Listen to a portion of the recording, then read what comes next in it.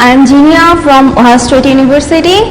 Today I am going to talk about our work on TweeTime, which is a minimal supervised time resolver that can extract the calendar date from a given tweet. So let's start by explaining the tasks of a time resolver with an example. So consider this tweet. Clearly this is talking about an event on January 1. So when we give this tweet as input to TweeTime, it outputs the calendar date, that is 1 January 2016. But when we give the same tweet as input to the existing time resolvers, they output none. That is, all of this system fail to resolve the time information from the phrase January 1, and this is not an isolated case. There are a lot of tweets which has such noisy spelling variations. For example, there are over 50 different spelling variations that people use to write the word tomorrow. Tomorrow is clearly a time expression, and none of the existing system can resolve all of its variation. So some of the notable previous systems are HeidelTime, SUTime, and Tempex. These are the rule-based system. So they use handcrafted rule to resolve the temporal expression. As a result, if there is any time expression which isn't covered by their rule set, they fail to resolve it. And there are also some supervised systems like UWTime and ParseTime.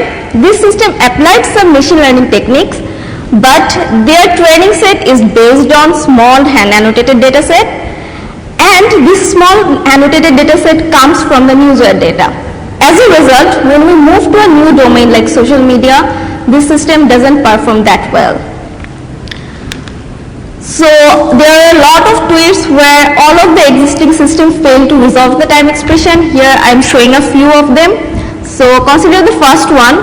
This is clearly talking about an event on April 1, but a rule-based system will miss it if it doesn't have the rule for April 4.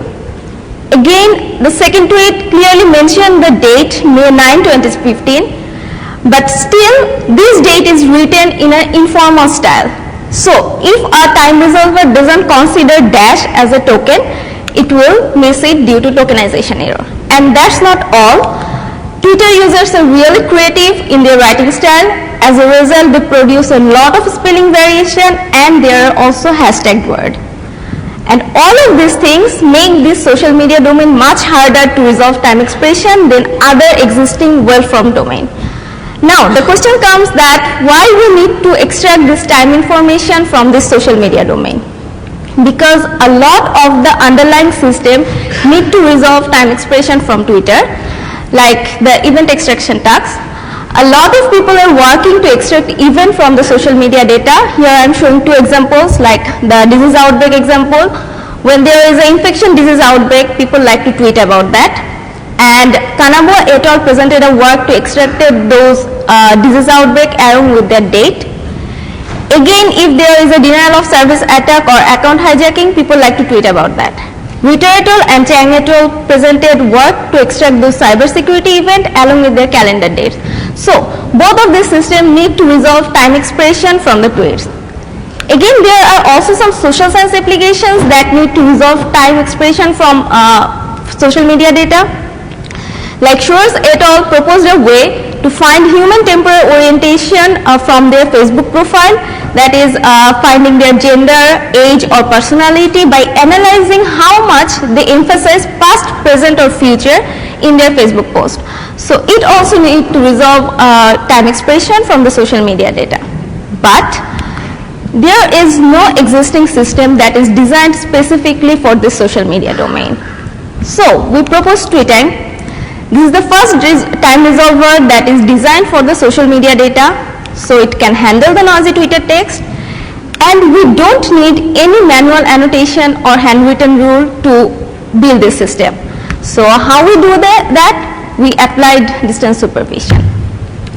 Now, for me, the easiest way to explain distance supervision is to give an example. So consider this example. On May 9, 2016, planet Mercury had a transit in front of Sun. This transit was visible from Earth. As a result, people were really excited about that, and they tweet a lot about that event. We collected those tweets. And look what we find there. there are a lot of time expressions. And this time expression are referring to the event date, that is May 9, 2016. Now, if we look into these tweet posted on the event date, that is on 9th May, contain expression like today. One day before, on 8th May, it contains expression like tomorrow and Monday.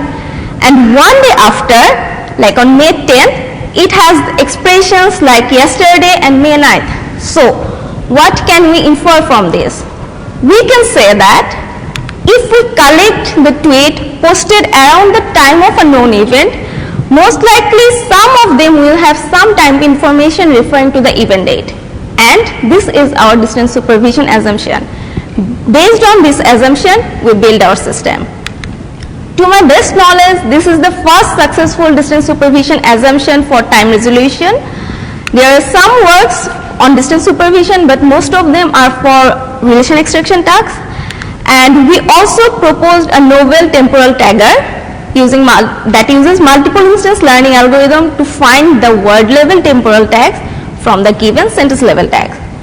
And we have the state-of-the-art result for resolving time expression from social media data. We outperformed all of the existing system, like we have a 17% increase in F score over SU time, the time resolver from Stanford. Now I am going to give you a high-level overview of our system. So we started with 120 million tweets. Over that, we run an existing named entity recognizer and a time resolver. This gives us a database of 10,000 events. So each entry of this database has two things. First, the named entity, that is the event name, and then a calendar date, that is the date of the event. So for each of these event date pair, we collected all the tweets that are posted around the event date and that mention the event name. And this gives us a million of tweets. So we applied our distance supervision assumption here that at least some of this tweet will contains the time expression referring to the event date. So all the tweet of this training set got their noisy labels from this event database.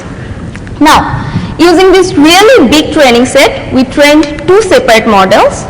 One is the recognizer model and other is the normalizer model. Each of this model is doing something slightly different. First, come to the recognizer model. It is finding which word of the tweet is referring to any time expression, whereas the normalizer model is finding which calendar date is referred by a specific tweet. So I am going to give a detailed overview of both models. First, start with the recognizer model. So this model starts with a million of tweets.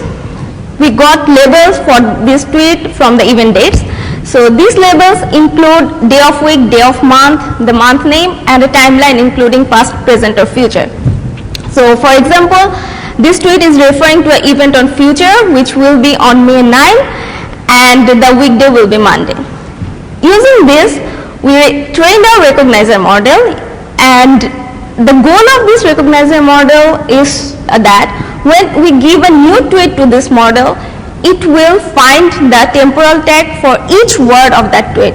So, say we give this tweet to this recognizer model, we want it to tag each word, like we want it to find that hashtag TGIF is referring to Friday.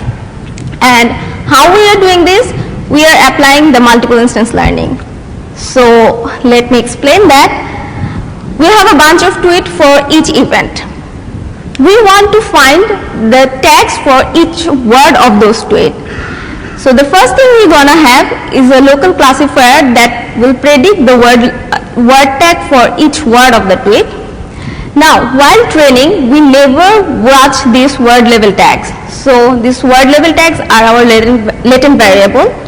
Instead, we have the sentence level tags. These sentence level tags comes from the event database.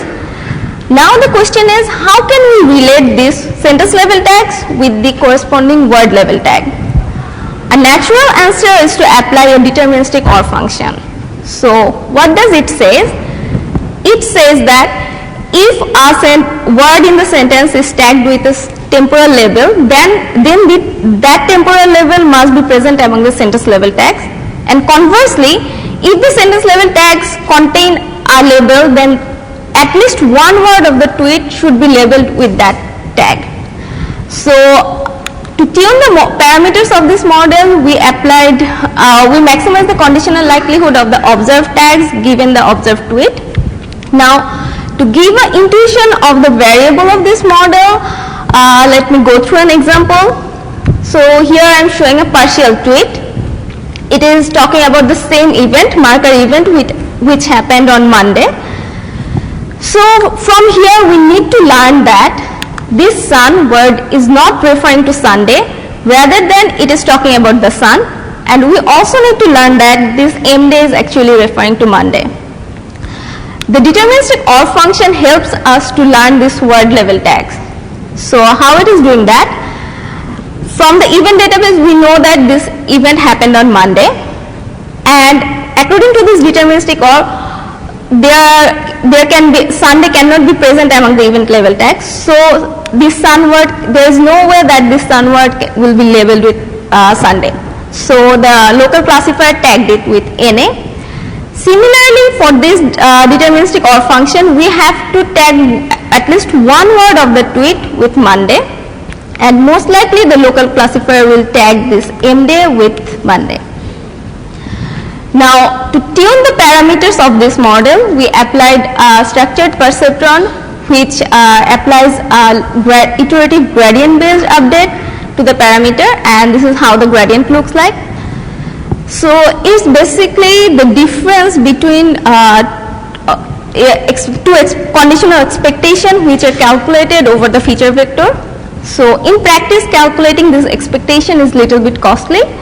So we applied the Viterbi approximation, and instead of this expectation, we calculate the maximization. So this leads us to two different inference problems.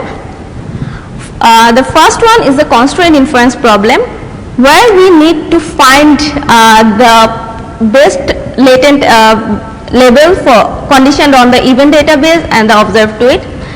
This problem can be viewed as a weighted edge cover problem, and this can be efficiently solved using the Hungarian algorithm.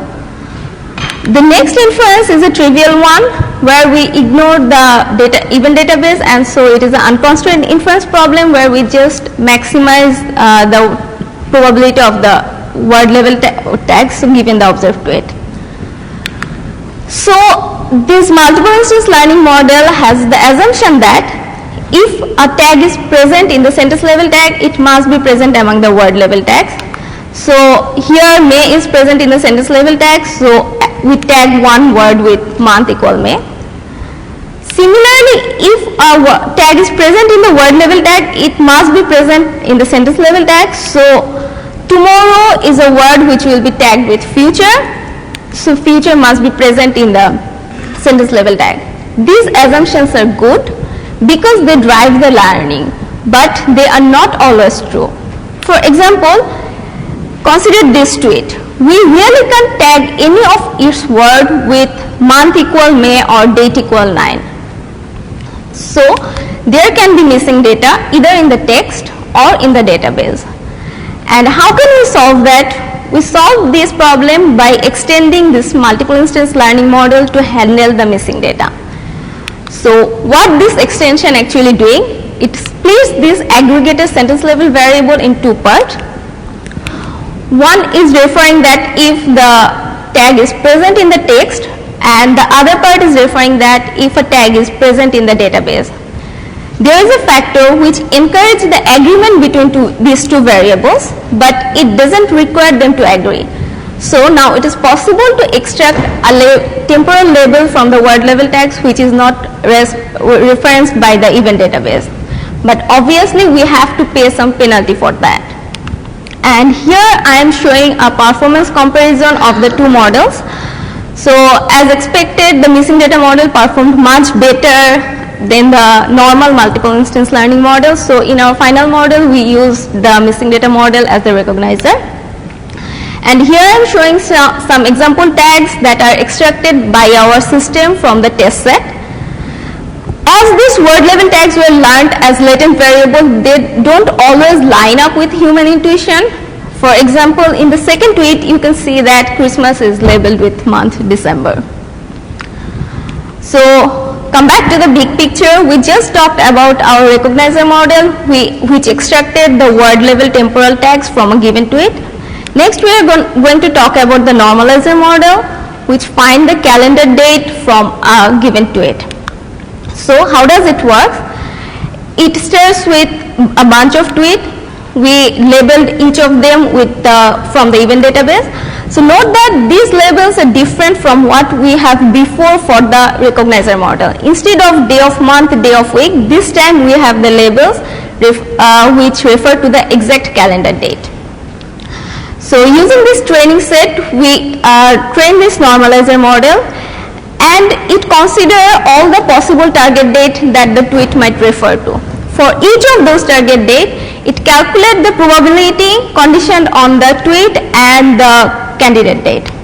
So it considered 22 dates. For example, if there is a tweet like EMNL pisters from tomorrow posted on yesterday, that is November 1, the possible dates will range from October 22 to November 11, and most likely our system will output November 2, that is today's date. And we also considered one null date to refer that the tweet is not mentioning about any tweet. So what are the features that played role to our system? They are the lexical feature, tag feature, and time difference feature. So the lexical feature are calculated from the text of the tweet and the dates. This will be one high weight feature for this tweet, which says that the tweet contains the word Monday and the candidate date is also on Monday. Then the tagged feature, which are calculated from the tag extracted by the recognizer and the date. So if the tag says that one word refers to future and the candidate date is also on future, then that will be a high weight feature. And there is also the time difference feature, which indicates that the difference between the creation date and candidate date and the week difference. So to evaluate the performance of our system, we randomly sampled 250 tweets from year 2014 and 2015. 50 of them were used for development and 200 were used for test set. We manually annotated them and computed the precision recall and compared the performance against a huge number of baselines, including idle time, UDAP time, SU time, and Tempex. So all of this system are the state-of-the-art time resolver, but they are tuned for different domain. So TweetTime is the first time resolver which is specifically designed for social media data. And I'd like to mention that we trained a system with tweets from a totally different time period, that is 2011 and 2012. So here you can see our results. We outperform most of the existing system. That is because we trained our system on a lots of in-domain data, and we have a huge performance increase over the existing system like the FE score. There is a 70% increase in FE score. And these are the feature, breakdown of the feature that was important to make our system to work. As you can see, the day difference is the most important feature. Then comes the lexical feature and POS tags. The temporal tags are not the most important feature, but still they give us some good intuition about how the system works. So to wrap up, this is the first system which is designed for social media data, and it is the first successful distance supervision as application for time resolution. And so we don't need any manual annotation or handwritten rule, and the data is available at this link and the code will be available soon. I hope you will use it. So thank you. Any questions?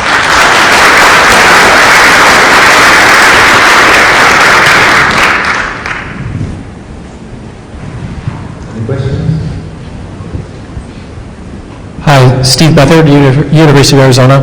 So thanks for a nice talk. I was wondering if you could talk a little bit, so I think your final recall for the most part is around 60. So you're still missing a ton of time expressions in Twitter. So what are the ones that you're missing look like? Can you repeat which one you mentioned? Just that your recall is at 60% or something like that. So my question is, what what are the kinds of expressions that you're failing to find, right? So By the what do they look existing like? system? Yeah, by your system, right? So what is it missing, right? What kinds of things don't you normalize correctly? So we trained our system from data set from 2011 to 2012. So as a result, if there is a new time expression which is discovered by people on like these years, like 2014 to 15, then it fails the system. So one of the example was that hashtag TBT, which actually people refer for Thursday, but yeah, my system couldn't resolve that one. Okay. Hi, I'm Kyle Gorman at Google Research. Thanks for the talk, it's very interesting. I apologize ahead of time, this is not a question, but I would say that this is like really important sort of work. Time expression resolution is like really, really important for search.